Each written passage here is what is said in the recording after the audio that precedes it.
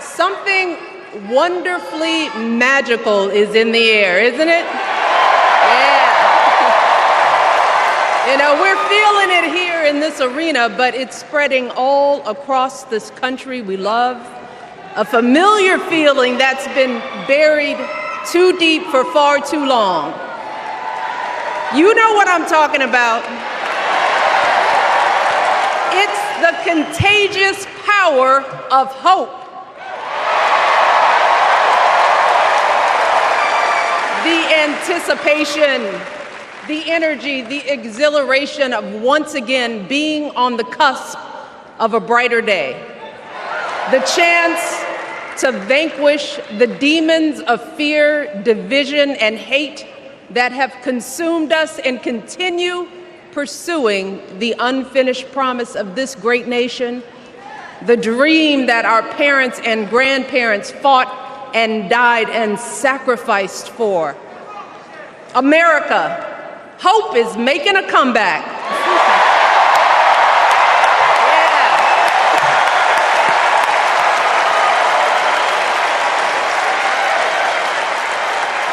But to be honest, I am realizing that until recently, I have mourned the dimming of that hope. And maybe you've experienced the same feelings. Is that deep pit in my stomach, a palpable sense of dread about the future. And for me, that mourning has also been mixed with my own personal grief. The last time I was here in my hometown was to memorialize my mother, the woman who showed me the meaning of hard work and humility and decency, the woman who set my moral compass high and showed me the power of my own voice. Folks,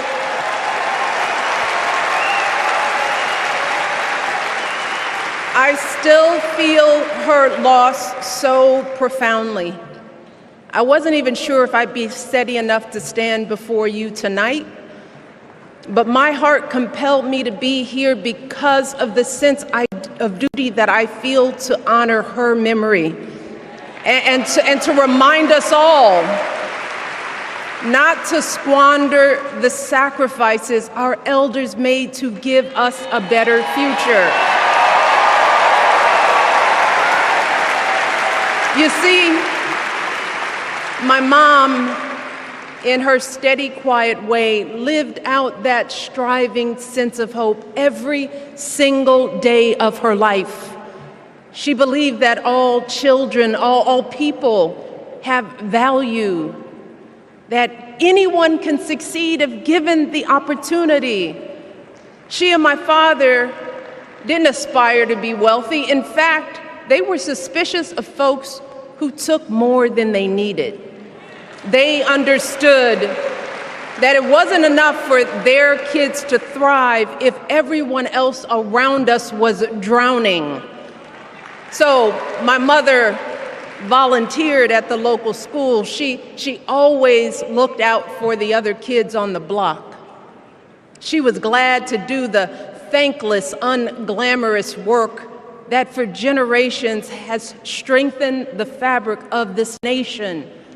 The belief that if you do unto others, if you love thy neighbor, if you work and scrape and sacrifice, it will pay off. If not for you, then maybe for your children or your grandchildren. You see, those values have been passed on through family farms and factory towns, through tree-lined streets and crowded tenements, through prayer groups and National Guard units and social studies classrooms. Those were the values my mother poured into me until her very last breath. Kamala Harris and I built our lives on those same foundational values. Even though our mothers grew up an ocean apart, they shared the same belief in the promise of this country. That's why Her mother moved here from India at 19. It's why she taught Kamala about justice, about the obligation to lift others up, about our responsibility to give more than we take. She'd often tell her daughter, "Don't sit around and complain about things, do something." So, with that voice in her head, Kamala went out and she worked hard in school, graduating from an HBCU, earning her law degree at a state school. And then she went on to work for the people, fighting to hold lawbreakers accountable, strengthening the rule of law, fighting to get folks better wages, cheaper prescription drugs, a good education, decent health care, child care, elder care. From a middle-class household, Kamala worked her way up to become Vice President of the United States of America. My girl, Kamala Harris, is more than ready for this moment. She is one of the most qualified people ever to seek the office of the presidency. And she is one of the most dignified. A tribute to her mother, to my mother, and to your mother too. The embodiment of the stories we tell ourselves about this country. Her story is your story. It's my story. It's the story of the vast majority of Americans trying to build a better life. Look, Kamala knows, like we do, that regardless of where you come from, what you look like, who you love, how you worship, or what's in your bank account, we all deserve the opportunity to build a decent life. All of our contributions deserve to be accepted and valued. Because no one has a monopoly on what it means to be an American. No one.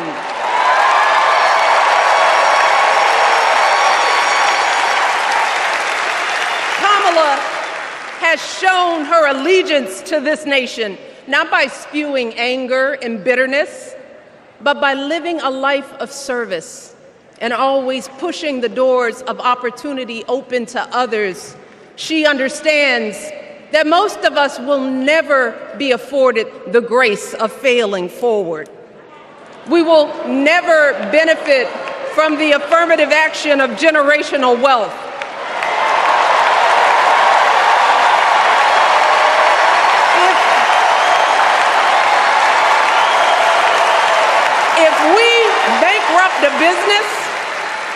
If we bankrupt a business or choke in a crisis, we don't get a second, third, or fourth chance.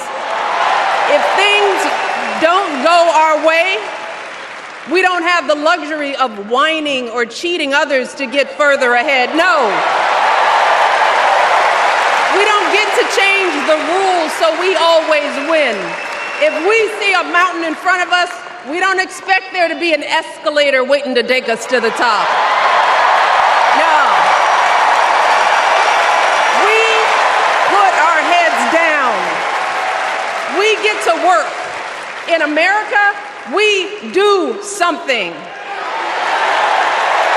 And throughout her entire life, that's what we've seen from Kamala Harris. The steel of her spine, the steadiness of her upbringing, the honesty of her example, and yes, the joy of her laughter and her light. It couldn't be more obvious. Of the two major candidates in this race, only Kamala Harris truly understands the unseen labor and unwavering commitment that has always made America great.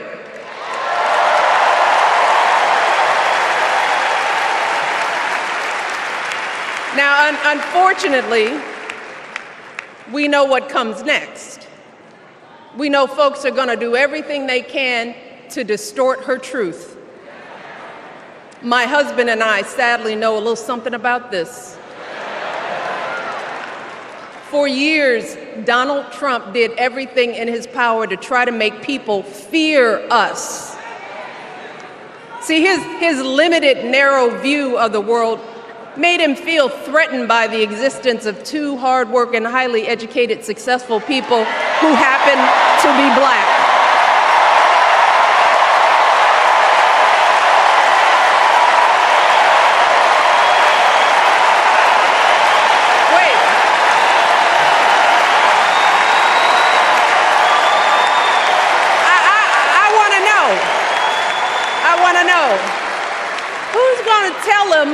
Who's going to tell him that the job he's currently seeking might just be one of those black jobs?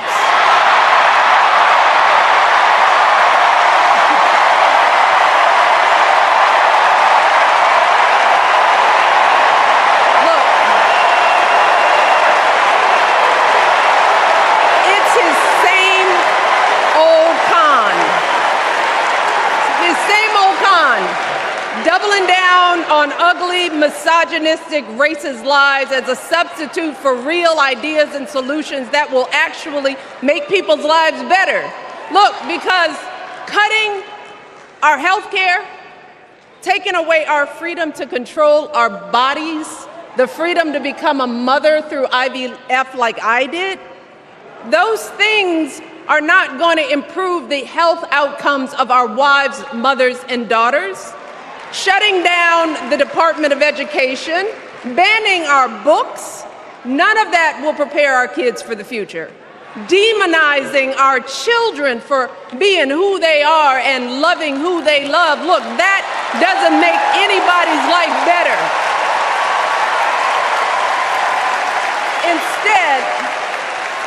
Instead, it only makes us small. And let me tell you this, going small is never the answer. Going small is the opposite of what we teach our kids. Going small is petty, it's unhealthy, and quite frankly, it's unpresidential.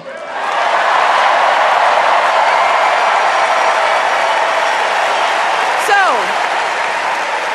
why would any of us accept this from anyone seeking our highest office? Why would we normalize that type of backward leadership? Doing so only demeans and cheapens our politics. It only serves to further discourage good, big-hearted people from wanting to get involved at all. America, our parents taught us better than that, and we deserve so much better than that. That's why we must do everything in our power to elect two of those good, big-hearted people. There is no other choice than Kamala Harris and Tim Walz. No other choice.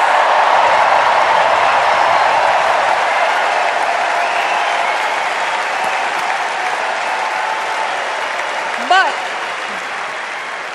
as we embrace this renewed sense of hope, let us not forget the despair we have felt. Let us not forget what we are up against. Yes, Kamala and Tim are doing great now. We're loving it. They're packing arenas across the country. Folks are energized. We are feeling good. But remember, there are still so many people who are desperate for a different outcome, who are ready to question and criticize every move Kamala makes, who are eager to spread those lies, who don't want to vote for a woman, who will continue to prioritize building their wealth over ensuring that everyone has enough. So no matter how good we feel tonight or tomorrow or the next day, this is going to be an uphill battle. So folks, we cannot be our own worst enemies. No. See, because the minute something goes wrong, the minute a lie takes hold, folks, we cannot start wringing our hands. We cannot get a Goldilocks complex about whether everything is just right. And we cannot indulge our anxieties about whether this country will elect someone like Kamala instead of doing everything we can to get someone like Kamala elected.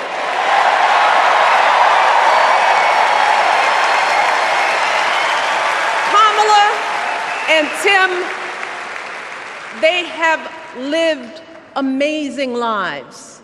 And I am confident that they will lead with compassion, inclusion, and grace. But they are still only human. They are not perfect. And like all of us, they will make mistakes. But luckily, y'all, this is not just on them. This is up to us, all of us, to be the solution that we seek. It's up to all of us to be the antidote to the darkness and division. Look, I don't care how you identify politically, whether you're Democrat, Republican, Independent, or none of the above. This is our time to stand up for what we know in our hearts is right.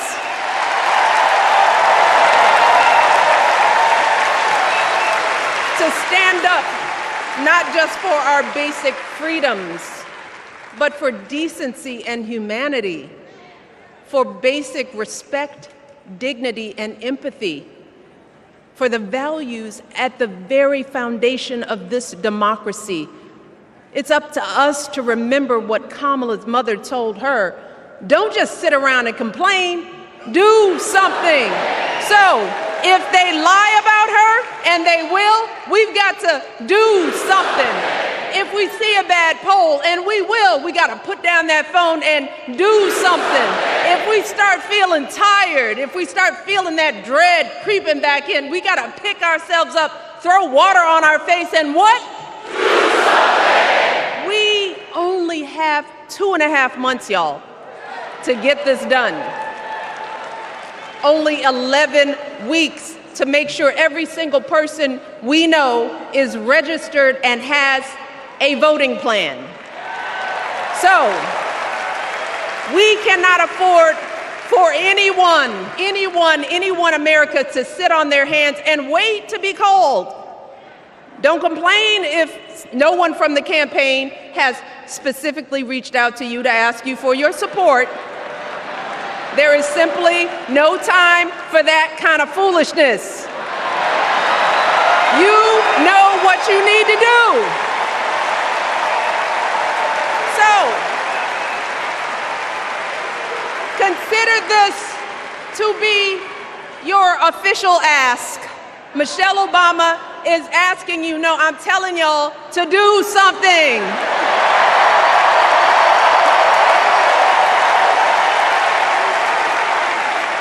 Because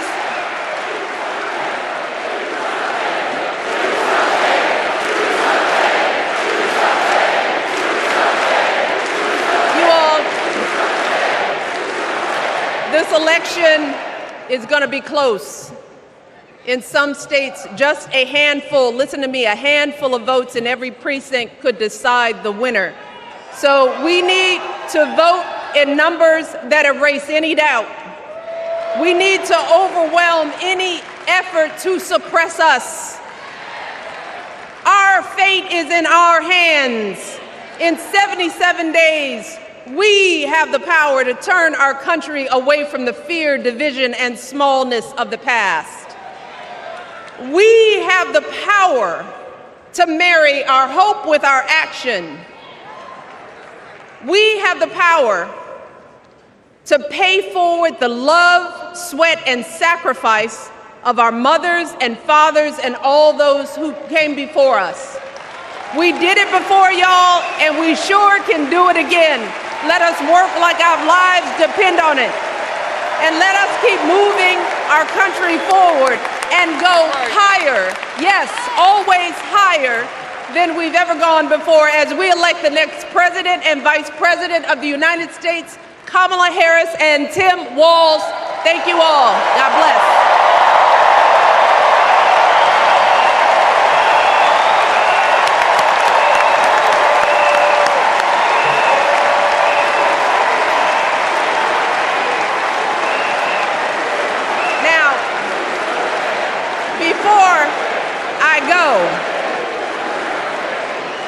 have one more job tonight.